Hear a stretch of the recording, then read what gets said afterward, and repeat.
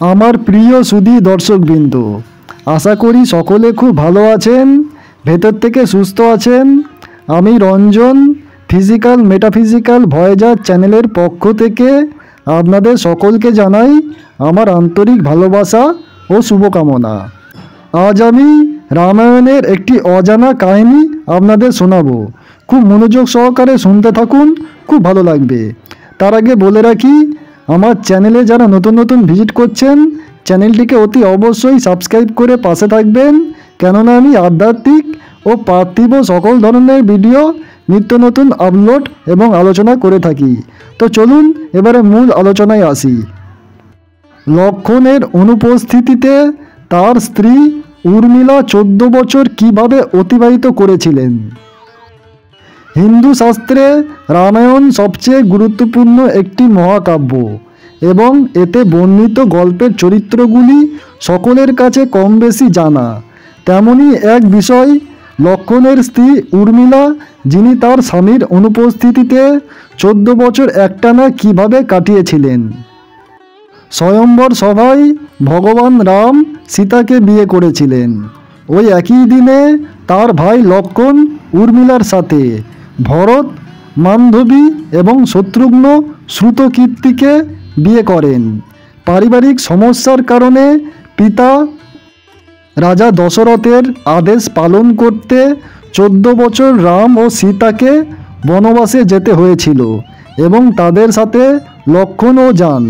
কথিত আছে, নির্বাসনের পুরো সময় লক্ষ্মণ জেগে কাটিয়েছিলেন।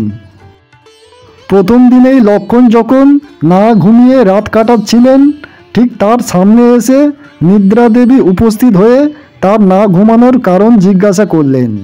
লক্ষ্মণ বললেন সে তার দাদা রাম ও তার পত্নী সীতাকে রক্ষা করার জন্যই ঘুমাতে চান না।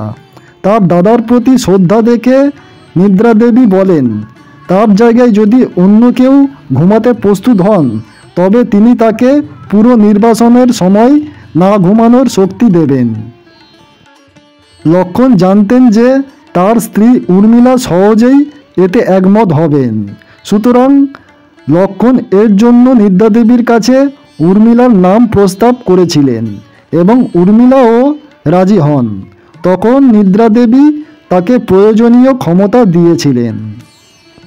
এরপরে লক্ষ্মণ নির্বাসনে 14 বছর না ঘুমিয়েছিলেন এবং তার স্ত্রী উর্মিলা তার জায়গায় 14 বছর ঘুমিয়ে কাটান। আর এই কারণেই লক্ষ্মণ সর্বশক্তিমান রাবণপুত্র মেঘনাদকে বধ করতে সক্ষম হয়েছিলেন। ব্রহ্মার কাছ থেকে মেঘনাদ বর পান যে কেবলমাত্র তার হাতেই তার মৃত্যু হবে, যিনি একটানা 14 বছর ঘুমাননি। মেঘনাদ নিশ্চিত ছিলেন যে এমন কেউ নেই যে একটানা এত বছর না ঘুমিয়ে থাকতে পারে, তাই তাকে বধ করা অসম্ভব। যুদ্ধ বাঁধলে রামচন্দ্র মেঘনাদের বরদান সম্পর্কে জানতে পেরেছিলেন যে তাকে কেবল লক্ষ্মণই হত্যা করতে পারে, কারণ তিনি 14 বছর না ঘুমিয়ে কাটিয়েছিলেন। অবশেষে লক্ষ্মণ মেঘনাদকে হত্যা করতে সফল হন। সুধী দর্শকবৃন্দ, আশা করি ভিডিওটি আপনাদের ভালো লেগেছে এবং অবগত ও সমৃদ্ধ হতে পেরেছেন।